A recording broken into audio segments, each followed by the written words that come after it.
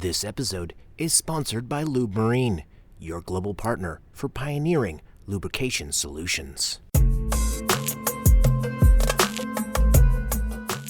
This is Green Seas, the podcast by Tradewinds about the environment and the business of the ocean.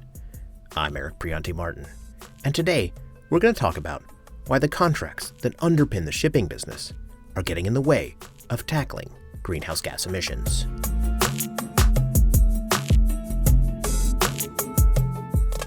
For the last few years, Matt Heider and his technology company Nautilus Labs have been working to help ship owners and charterers alike use digital tools to reduce their fuel consumption and through that, cut their greenhouse gas emissions. But while vessel and voyage optimization tech like that of Nautilus Labs is growing in importance in shipping, there has been a barrier to harnessing its true power to operate vessels more efficiently. And that's important because, while the shipping industry frequently talks about the green fuels of the future, there are ways that it can reduce its carbon footprint now by finding ways to burn less fuel, such as optimizing speed or arriving just in time at ports. Heider is chief executive at Nautilus. I think what we've seen over the course of time is consistently we run into these barriers to efficiency that are kind of outside the bounds of control of individual companies, individual users. And what that is that's that underlying commercial frameworks that exist in the industry, right? It's hard to build a maximally efficient building on a very shaky foundation. And that's what we have from a commercial perspective. Recently, Nautilus Labs and shipping organization BIMCO came together to identify some of the problems in a white paper. Voyage charters, a key form of agreement in shipping's spot market, don't incentivize companies to optimize arrival time, what is known as just-in-time arrival.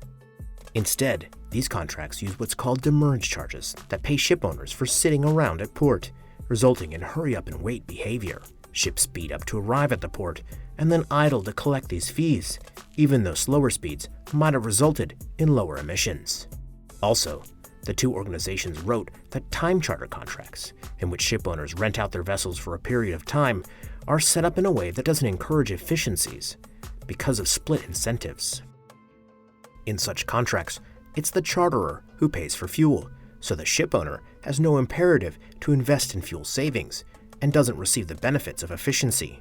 And then there's data sharing, with manual collection of information appearing on contract forms that were created long before anyone cared about CO2 emissions. When you think about the commercial landscape and where the inefficiency is baked in, I think the very first thing that has to change is the sharing of information, right? So I think at a fundamental level, 70% or more of the time, the person who's responsible for the fuel consumption has very little actual data about their vessel, how it performs, how to optimize it. And so I think if you think about sort of structural change, foundational change, you want to build up, which I think is also part of, speaks to your question. You have to start there with that ability to do that in a way that does not increase claims risk. So that's like fundamental principle number one is sharing more information for better outcomes to reduce claims risk and improve CO2 emissions and fuel consumption. We think about that in the bounds a lot of times of, say, CII readiness. So owners want to make sure their CRI score is good, share more information to drive more efficient operations on the charter side, and then ultimately, baking in the ability to exclude any data shared in that context from claims. You build on top of that with, I think, a second concept, which is sort of dynamic performance in speed and consumption tables.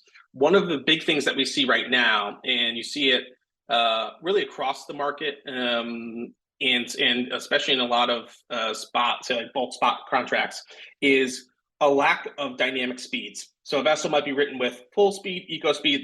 They're basically giving the ship two options in terms of how fast it can travel, when to really optimize a voyage, you would want them to have a panoply of choices. You want them to be able to go whatever speed is most efficient. But because the contracts are written with this sort of new data lens, and they're written, in a kind of a short-term mindset, they're written with these sort of speed restrictions built into the way the contract's written. In wet bulk, you actually get very literal speed restrictions where you have an about clause, and you can go within half a knot of a given speed over the course of an entire voyage. It doesn't actually make sense. It makes sense with when it was written. If it was written before the advent of modern technology and data connectivity and data processing and machine learning and all these concepts that we have now today, okay, I understand how an average speed or a specific speed was possible to measure and easy to verify in that old world. But in this new world, you don't have that. And so that ability to have more dynamic speeds, more dynamic performance inside of the contractual agreement, I think is really key to ultimately unlocking just-in-time arrival. Heider is not alone in questioning the contracts at the heart of shipping's commercial structures. I was recently in Norway for the biggest shipping industry event of the year, North Shipping. There, I heard Christian Bonfils, head of Copenhagen Commercial Platform, a company that helps dry bulk vessels operate more efficiently. He was speaking at the Maritime Leadership Summit, organized by Capital Link and DNV. Data is available, but all the contracts we fix the ships at are backdated, and they have split incentive. Vessels are operated by warranties because of inaccurate data. We have lots of tolerances in the contract, so no one is really incentivized to improve. He sees contracts as part of the solution. By changing the contracts, we can do quite a lot, and I think collaboration is more than just talk about it, but we need to have that implemented into contracts. At the same conference, Lasse Kristoffersen, who's chief executive of car carrier operator Wallenius Wilhelmsen, questioned whether shipping is set up for the change that's being asked of it. The structure of industry doesn't help in a transition because it's set up in a way that really conforms yesterday, right?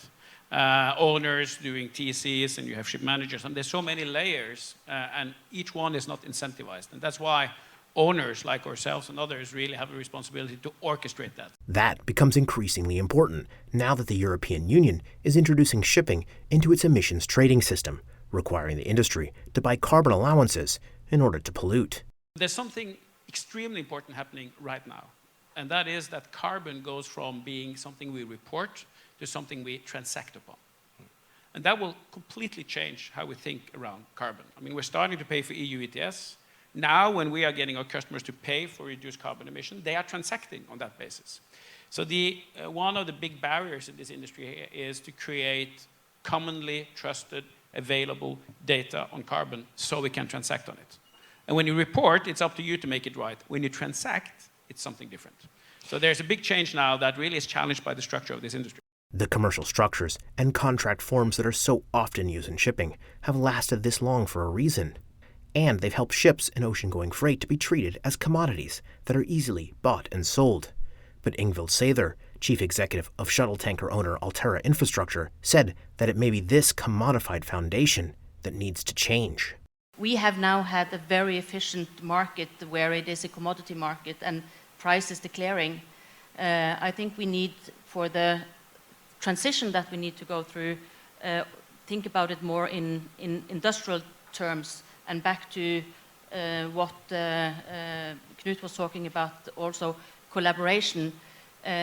We don't have the right collaboration today. It's extremely difficult to get the owners, the charterers, financing, technology aligned. We need to think not only for the next quarter and the next and the bottom line today, but how we can align it in the longer term. So what can be done about these commercial structures that stand in the way of cutting emissions? Some have argued that these contracts that are so fundamental to shipping may have to completely change in the future. For now, Heider's Nautilus is aiming to change key clauses to allow shipowners and charterers to better work together to boost efficiency. Tradewinds recently reported that Nautilus has proposed a solution of its own, the Green Charter. The initiative aims to use machine learning-based data to foster new legal frameworks in shipping contracts. The Green Charter aims to unlock information sharing between the shipowner and charterer so that the two sides can collaborate. Nautilus described its technology as serving as a shared source of truth between the two sides of a charter deal. The hope is that transparency and collaboration will help incentivize efficiencies. A key tool that is part of the Green Charter is the use of digital twins, a digital copy of a vessel that can be used in simulations to find the most efficient outcome of decisions. Over the last few years, what we've begun to explore are ways that we can facilitate data sharing across counterparties, reduce claims risk around it, and help to drive sort of mutually beneficial outcomes to both owners and charterers based on higher fidelity, more trustworthy data. And that's what Green Charter is, right? It's a legal transformation where you're baking into your commercial agreements the ability to share more information, act on more information, and have more, sort of open transparency and trust built into a charter party, and using technology like digital twins to help to do the analysis, make the insight, and generate the prediction that helps to take the more efficient action. But that's not all it will take to push shipping toward near-term improvement of its greenhouse gas footprint. The International Maritime Organization is gearing up for an important decision in July on whether to adopt a more ambitious decarbonization target for 2050, with many nations calling for a net zero or zero carbon goal. But Heider wants to see more ambitious goals sooner, including an aggressive target for 2030 when the UN body's Marine Environment Protection Committee holds its MEPC 80 meeting next month. I really hope, really advocate that MEPC 80, we embrace loftier goals for decarbonization near term. I think we need it. I think without it, we're going to continue to kick the can down the road.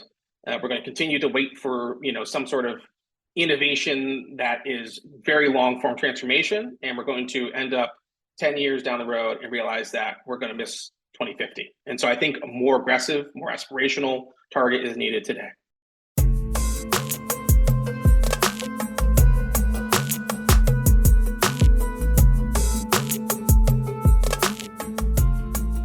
Here's more on the environment and the business of the ocean. The Green Seas newsletter talked to Cargill Ocean Transportation President Jan Dilleman about the orders for methanol-fueled bulk carriers that followed his company's pioneering deal at the start of the year. The rush to order Kamsarmaxes powered by the alternative fuel is exactly what the company wanted, he told me. Sign up for the newsletter at tinyurl.com/greenseas. Tradewind's Gary Dixon reported that Norway's Yara International is teaming up with Spanish fuel company Cepsa to launch a hydrogen shipping corridor from the Netherlands to Spain. Its Yara Clean Ammonia unit will form a strategic partnership with the oil company for the first such venture between Algeciras and Rotterdam. Read these stories and more at tradewindsnews.com. Music for this episode is by DMD Production on Pixabay.